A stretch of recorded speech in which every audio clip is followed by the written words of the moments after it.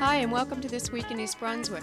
Tonight we'll stop by the home of the Plumser family, where children organized a neighborhood carnival to benefit the Make-A-Wish Foundation. We'll swing by the VFW post on Cranberry Road for a picnic hosted by Miss Junior New Jersey and also intended to benefit the foundation. Amy Fisher visits the office of the Superintendent of Schools and speaks with Dr. John Kopko about the beginning of the new school year. You may have recently read about the menagerie in residence at Mike Mansfield's home in Monroe. This week, reporter Diana Bush follows Mike into the coop for a close-up look at his hobby of keeping homing pigeons. On our regular features tonight, find out what McPace stands for with Doug Halverson and Denise Moody Lane. Ya-Lung Chen reviews Hello Again on Teens Talking Titles, and Paul Hansen explains about investment trusts on Money Tips. We'll wrap up the show with highlights from Monday night's Township Council meeting. But first, a look at Channel 8 programming next week. Our new fall season of programming begins Tuesday evening, September 5th at 7:30 with an investor's outlook on you and your money. At 8, John Runyon gets the details on new zoning and code changes from Joan Farrell on business bylines. Wednesday afternoon at 2:30, do some spot toning and burn calories with aerobics with Lenore Kulik on Look Great, Feel Great. At 3, gather your preschoolers for stories from the library, presented by children's librarian Susan Pover. Even if you're not new to town, you'll find September's edition of Spotlight on Education has much to offer. This special production welcomes newcomers to the schools and provides information about the system, its services, and programs. That's 7:30 Wednesday night. The Arts, produced by the Middlesex County Cultural and Heritage Commission, follows at 8. EB resident and local oncologist Dr. James Solwitz sheds light on newer forms of cancer treatment on Let's Talk Health at 7:30 Thursday night. This Week in East Brunswick returns at 7 and 8 Thursday night, and Saturday reruns resume Saturday, September 9th, for those of you too busy to catch programs during the week. Please note that the library and the municipal building will be closed September 2nd, 3rd, and 4th in observance of Labor Day.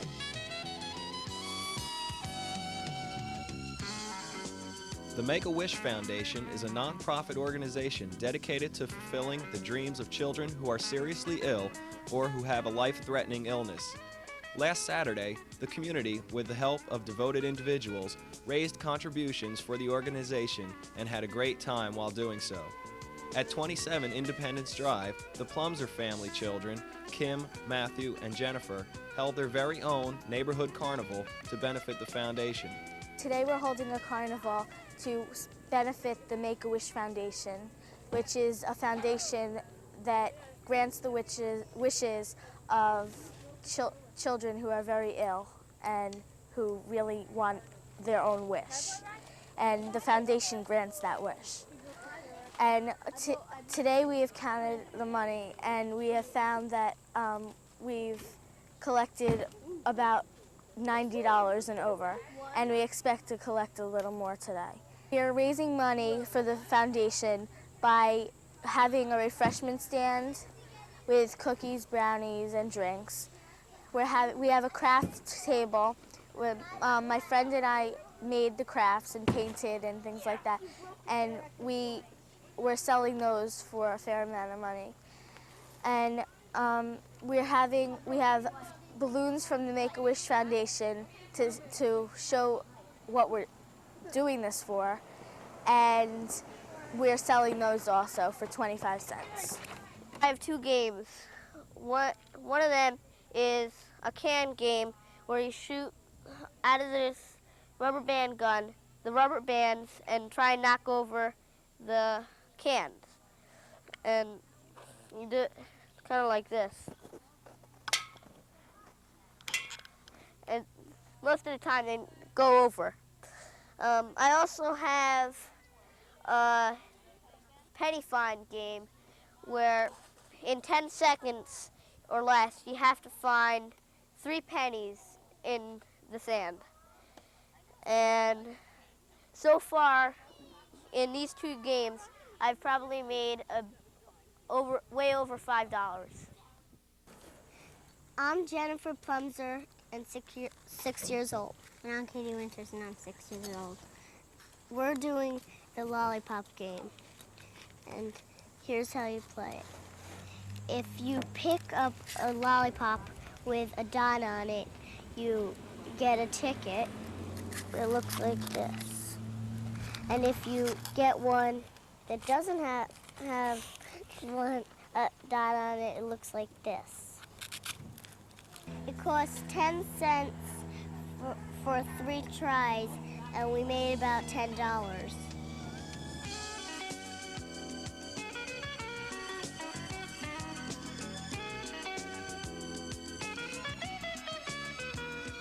A picnic held at the VFW post on Cranberry Road was also the site for community involvement, as ticket proceeds went to grant a wish for a child. Miss Junior New Jersey, Robin Brabant, acted as hostess for the event, where there was plenty of good food and good fun. The Middlesex County Chapter Volunteer Chairperson is Dr. Lisa Gordouin, and standing with Miss Junior New Jersey is Justin, Madeline, and Sarah, whose wishes were granted by the foundation, and included a trip to Walt Disney World, a TV set and VCR, and the opportunity to meet Pee Wee Herman. Hi, I'm Dr. Lisa Cordwan. I'm from the Make-A-Wish Foundation from Middlesex County Chapter. We're here today at the VFW Picnic Hall in East Brunswick, and we're having a picnic as a fundraiser for Middlesex County to raise money for the Make-A-Wish Foundation. The Make-A-Wish Foundation is for children with life-threatening illnesses, and we grant wishes such as trips to Los Angeles for Pee Wee Herman. We grant wishes to Disneyland. We grant shopping sprees and all different type of things. So it makes a wish come true for a child. They can wish and dream for anything they'd like, and it comes true because of our organization and because of help that we get from people like you. Thank you very much. If you would like to become a volunteer for or make a donation to the Make-A-Wish Foundation, please contact them at 351-5055. You may also contact Dr. Gordouin at her office at 855-8522.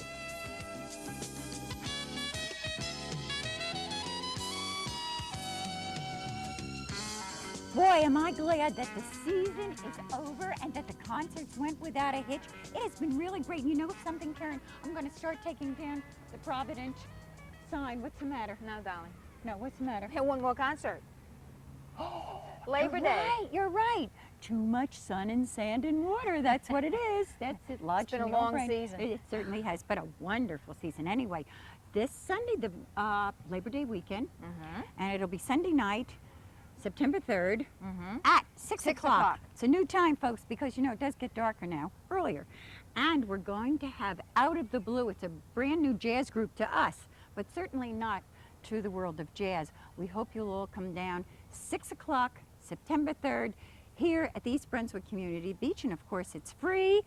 And in case it rains, we'll be right the at East Brunswick Senior Center. Right. Okay, at 6 o'clock, and At 6 Dolly and I o'clock. will be there. In case Right. you don't know who we are, Thank you. I'm Dolly Vasta, Arts Coordinator for the East Brunswick Arts Commission. and I'm Karen Burke, Manager of the Division of Recreation. And this wonderful concert series has been brought to you by the Township of East Brunswick and Provident Bank. All right, back to the sand. Back to the sand. Back to the sand. Okay, we got to go back to work, folks. See ya. Bye, see ya.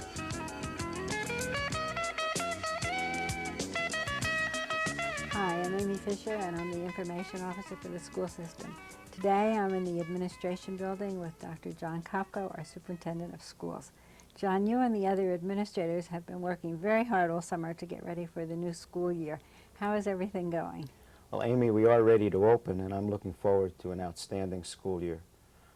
I would like to take this opportunity to thank the voters of the community for approving our annual school budget. The revenue from this budget will provide the students with a continuing excellent education, giving them the services, the materials, and the equipment that are so necessary for their success. Perhaps even more than this, the thing that impressed me so much was the spirit of cooperation and the spirit of unity that was so evident in the community during the budget period. And that's really what gives me just a terrific sense of optimism for the school system for the future. One of the major provisions in the budget is for 4 new student assistance specialists in the elementary schools. Could you tell us why those positions were created? Yes, we've just completed our second year of a 3-year goal. and that goal is really to address the needs of students who are at risk in our schools, not only in academic areas but also in non-academic areas. The student assistance specialists will be working in the elementary schools. One will be assigned to 2 of the schools and will be assisting our students, but will also be providing a very, very valuable resource to our teachers and the parents of the community. And we feel they're just going to be an excellent asset to the students and to the community in general. I think most people are very happy that we're having the student assistance specialists on this staff, and they're looking forward to the contribution they make to the students. Well, what else is new happening for the new school year? Well, there are several changes. One of them specifically is a brand new reading curriculum at the elementary level. Many of the changes that have taken place over the summer are occurring at Hammersholt Middle School.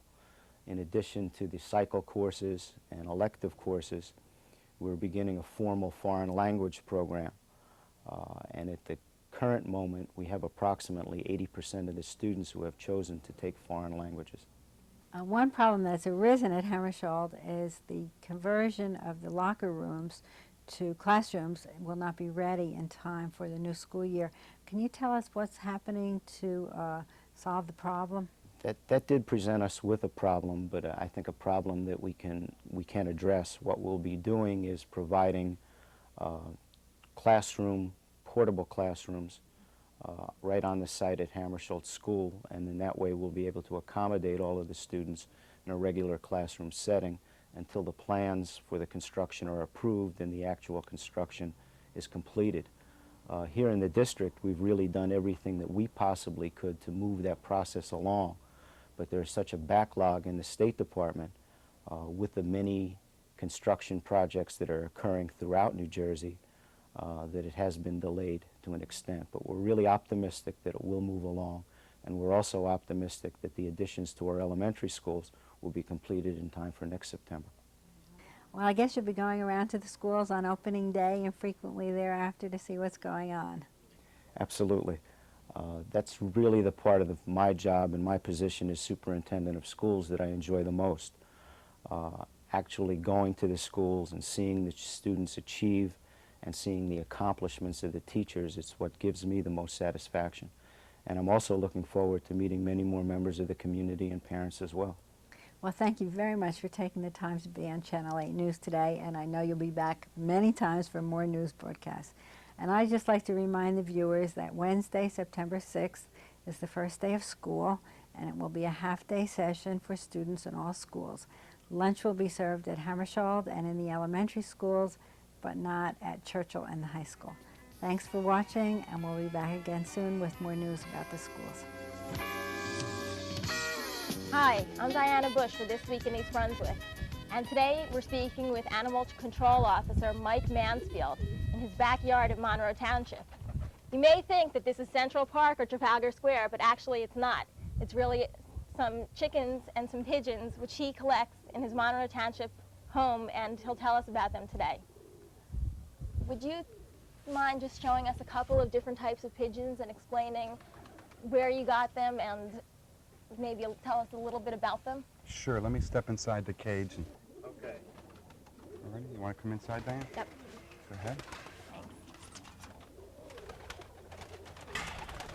They'll fly around. It might make you nervous, but they won't hurt you.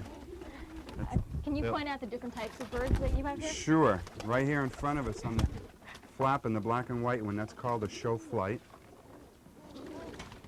This here is a racing homer. This little guy here is called a helmet. And the reason it's called a helmet is because of the little cap on his head, a little brown head with the little cap that goes up. Right. And how many birds do you keep here at a time? I have a little over 100 here. I also have another 50 or 60 in another residence. A friend of mine and I do this together. I see. Go ahead. So how many different types of birds do you have inside now? All together we have about 6 different varieties. We also have another variety that's not even at this place called baldy caps. It's just, pigeons are just like dogs. There's all different types of varieties. They all have different looks to them and colors, just like you might see at a dog show between collies and beagles. They're all shown. These birds are not your common street pigeon. They're not full of disease and sickly and dirty.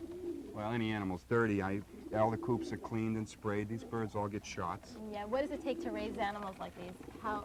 A lot of work. I'm out here every night for 2 to 3 hours. If all the feeding is done and all the coops are clean, you still have to walk around and pick up birds and feel them, make sure they're not losing weight, make sure they're not sick in any way. Would you ever suggest this for a pet for anybody who doesn't really know a lot about birds? Oh, sure. These pigeons are a lot of fun. You can keep them in a small place. To be quite honest with you, for maybe a handicapped child, this would be an excellent little hobby. Because you could set up a pigeon coop to handle a wheelchair.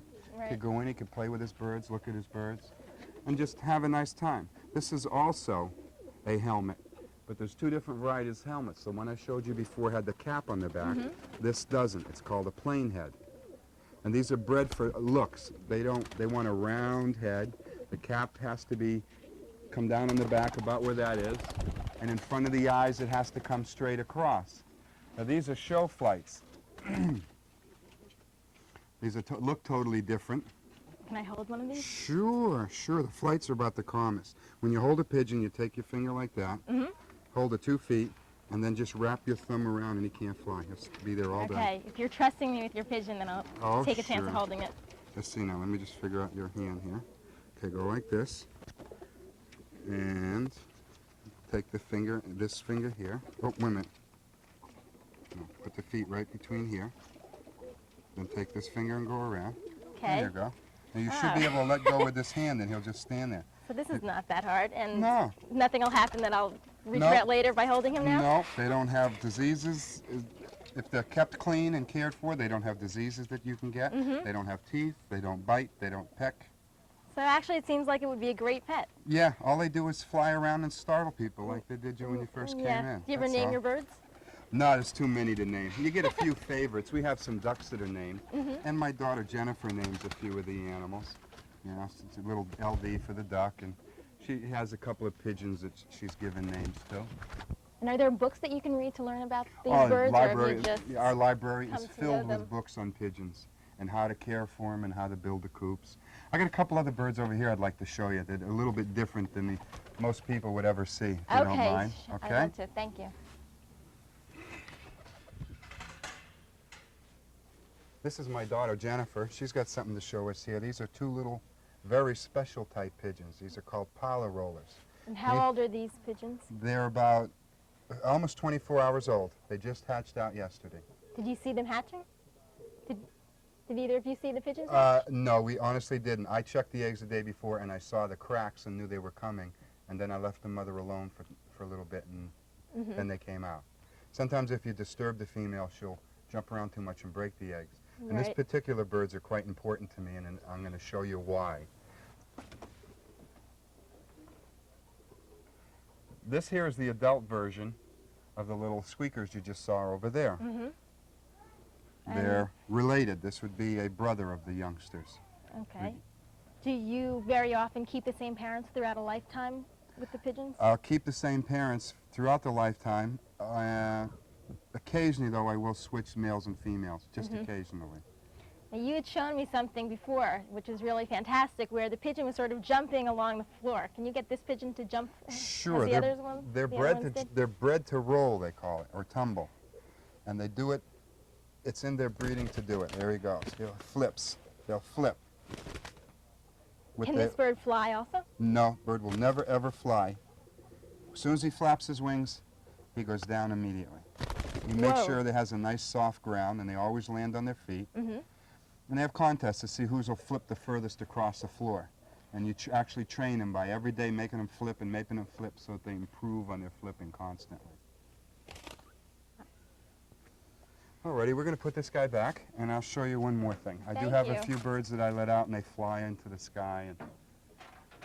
And I also get enjoyment just sitting in my chair and watching them fly around over the house. Okay, so this will be the finale. Yeah. Okay, I want to show you one more thing. In the coop out front, I'm flying a few birds. Go ahead. And some of them are the helmets like I showed in the back cage. And some of them are rollers. The ones I just showed you that were flipping. Well, there's another breed that goes into the sky and flips. If I open up this door and we step back for a couple of minutes out of the way, they'll all start coming out, and maybe some of them will go flying up into the sky for us. Okay, I guess in the meantime, can you tell us a little bit about what you feed these birds that we see now? Well, I feed them special types of pigeon grain that has at least 15 different varieties of seeds. I give them vitamins and minerals. They're wormed. They get special shots to protect them from diseases. How much does it cost you, let's say, for a week of feeding your birds? Probably runs about $30 a week for all the care, all the medications and disinfectants and all. But you got to take care of them if you want them to be healthy and strong. Some of the birds are very expensive. You have a lot of birds. Yeah, well, some of the birds are very expensive, and if I win shows, they become more expensive. Right. So you have to take care of them. How much would you say one of these birds costs up here? Well, they're unproven, so they're around $10 to $15 a piece. Well, thank you very much for being with us here today, and I hope that we can see you again sometime soon when you've moved and possibly have some more animals to talk to us about. I hope some of the people learn to appreciate pigeons a little better. So. Yeah, maybe they can come by and speak to you sometime. Anytime. And learn how to buy a pigeon and how to raise a pigeon. No problem, anytime. Okay, thank you again. Okay. Hi, my name is Yang Chen. I'd like to tell you a movie on Hello Again. Do you believe that magic can bring a dead person to come alive? Well, I saw a movie on Hello Again. It was a terrific movie, and it's for all ages and rated PG. It's so funny that it'll make you laugh through the whole movie.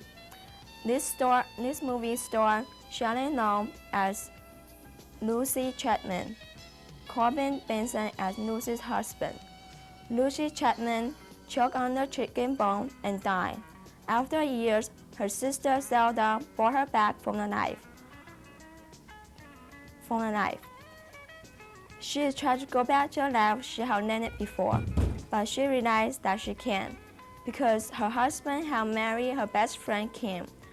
To find out how she dealt with this problem and how she came back from the dead, go to our public library and rent this tape out at video section.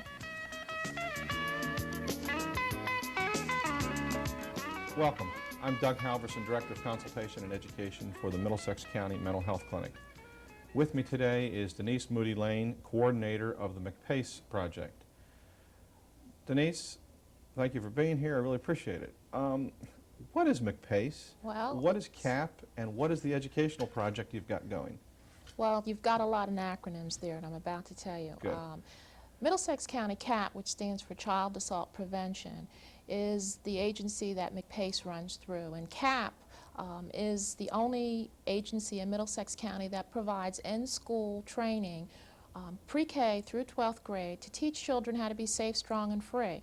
And a team of 3 highly trained individuals will go into individual classrooms and teach these children techniques and how to take care of themselves and things that we sort of take for granted that they, have access to.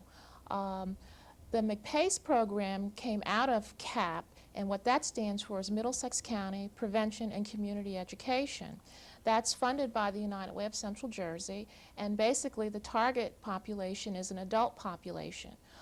Presentations are made to corporate populations, civic groups, religious organizations, or any other adult population that might benefit from some information on how to deal with the prevention of child abuse and neglect, or to be able to recognize signs of abuse and neglect. And as coordinator, I go out and speak to these different groups and give them helpful hints in terms of things to look for. We sort of take for granted that if you're not a parent, you may have no interest, but usually all adults have some contact at some level with some child, regardless if it's a neighbor, a friend, or a relative of some sort. So it has been well received throughout the county. So CAP focuses on children, and McPace focuses on adults, but both of them share the emphasis upon education about preventing child abuse? That's correct. That's correct. It's interesting how it works in the schools. There are different programs that they go through and different things that they learn. But yes, we're very excited about the program, and it is for free. Ah, the magic word, free. Denise, thanks for being here. I'm Doug Halverson, Director of Consultation and Education at the Middlesex County Mental Health Clinic. With me today has been Denise Moody Lane, Coordinator of the McPace Project. Denise can be reached for further information at 290-9067, 290-9067. Thank you for watching. This is Paul Hansen from You and Your Money with this week's Money Tip. Unit investment trusts are a pooled investment similar to a mutual fund. A unit investment trust is a fixed portfolio of income-producing securities, for example, bonds, preferred stocks, or mortgage-backed securities. Investors receive an undivided interest in both principal and interest.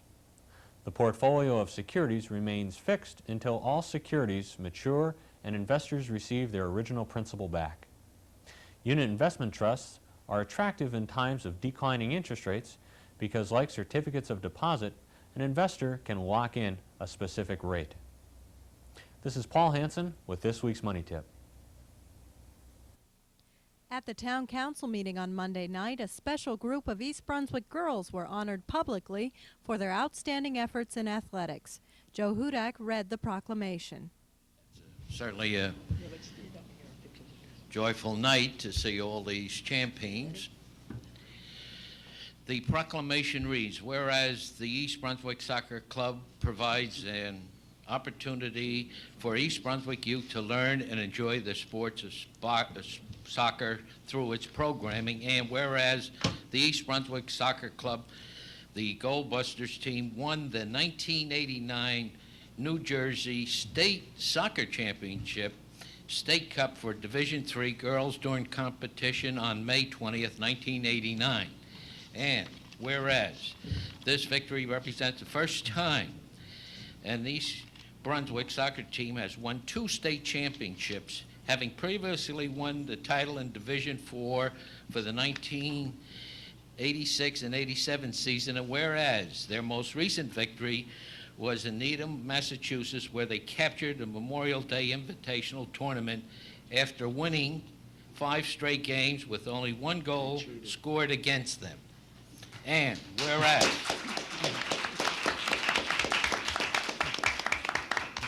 whereas this outstanding team of young athletes, under the guidance of manager Andy DiNiccolo and coach Desmond Rabbit, went on to represent the Township of East Brunswick and the state of New Jersey in the United States Eastern Regional Championship in Niagara Falls, New York, July 1st and 3rd, 1989. It is therefore be proclaimed that Jackson Agra, he out of town, Mayor of the Township of East Brunswick, do hereby commend the Goldbusters for winning this competition and for their team play and sportsmanship in representing themselves in East Brunswick in the statewide tournament. This is presented to Mr. Rabbi, the coach.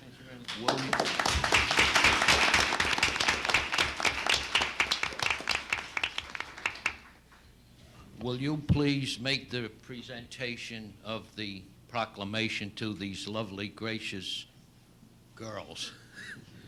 Miss Casey Black. Miss Deborah DiNicola. Miss Lisa Rabi. Miss Katie Gigorick. Miss Kelly Petra. Miss Carla Swartz. Miss Laura Battenbaum. Ms. Tomika Perez.